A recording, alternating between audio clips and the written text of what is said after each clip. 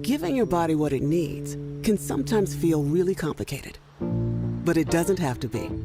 We're Athletic Greens, here to make healthy habits beautifully easy for you. We designed AG1 to give your body the support it needs, Wait, hold on. Has Hulk Hogan been right this entire time? Has not taking my vitamins been what I've been doing wrong all along? We'll see about that. Today, we're looking into AG1, made by Athletic Greens. If you haven't heard of it, AG1 is a powdered supplement containing 75 ingredients, mostly consisting of vitamins, minerals, superfoods, probiotics, and digestive enzymes.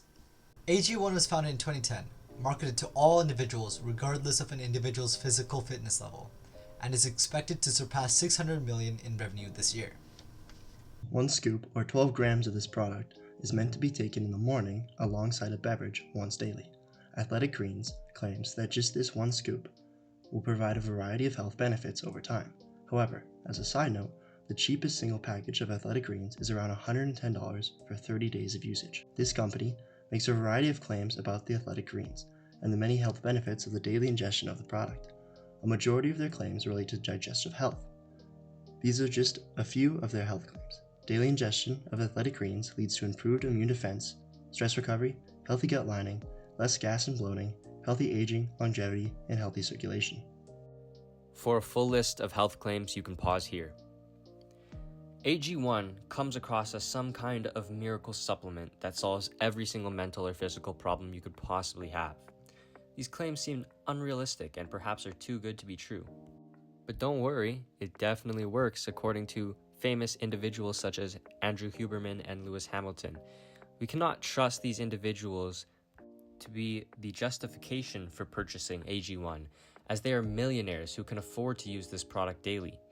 In this video, we will review and evaluate the research provided by AG1 and attempt to determine its efficacy and validity by examining potential sources of bias, conflicts of interest, general quality of the study, and its ability to support the claims of AG1. On their website, they have a specific section for the research that supports the claims they make about their products. They provide several flashy numbers and graphs explaining the effects of AG1. What is most important is that they link the claims made in this section to a variety of research papers, which may help to better explain and prove what these graphs are actually attempting to say.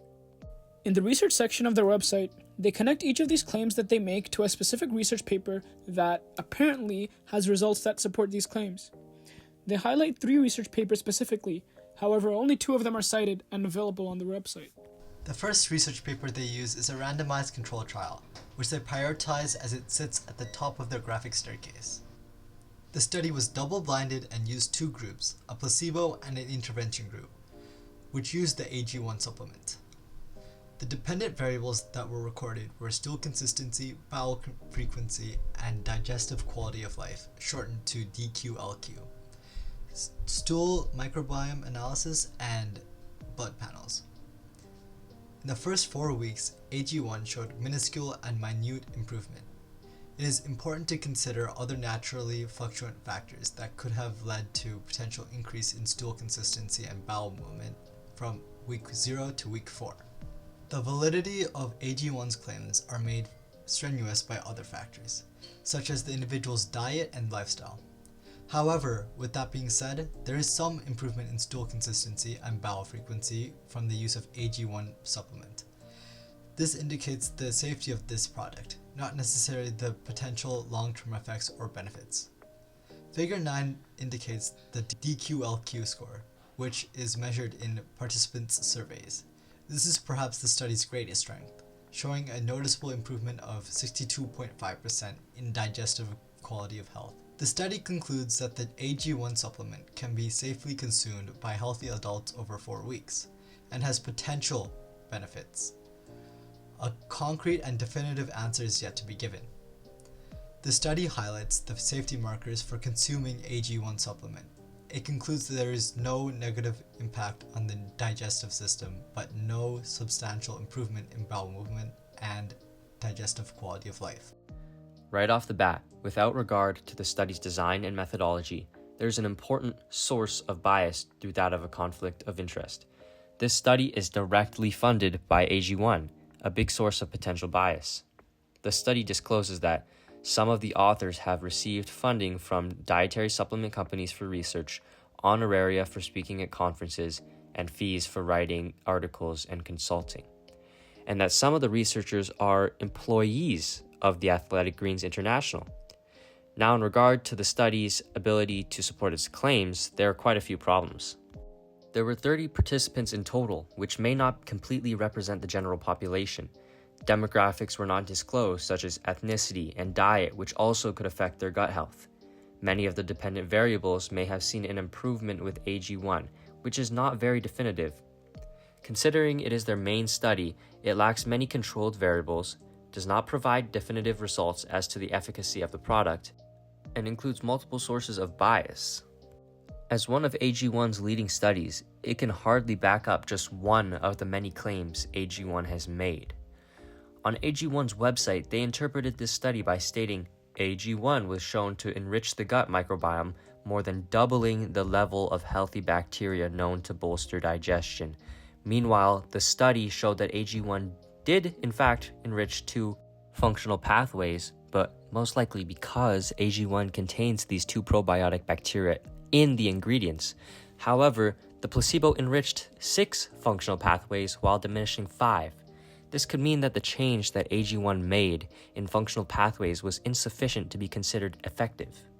AG1's greatest improvement in the study was the digestive quality of life, also known as the DQ-LQ score, which is measured by participant surveys.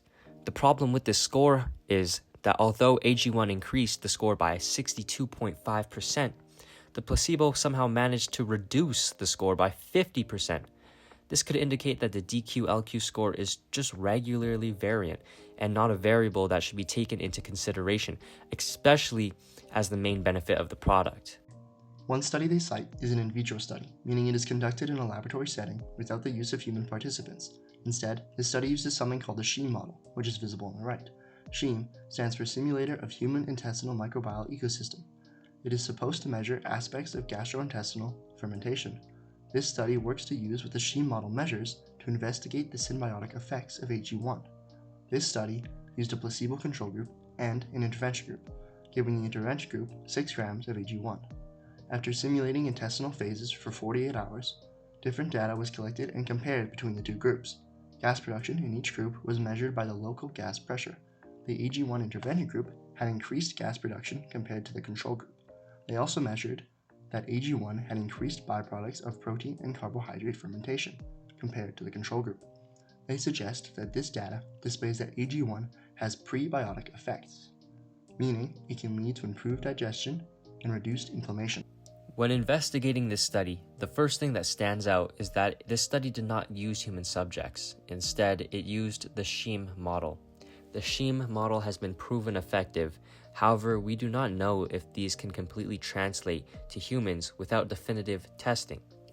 The remainder of the research did seem plausible. However, when confronted with the possible conflicts of interest, the study becomes much less reliable. The study discloses that multiple authors in the study have conducted sponsored research on nutritional supplements.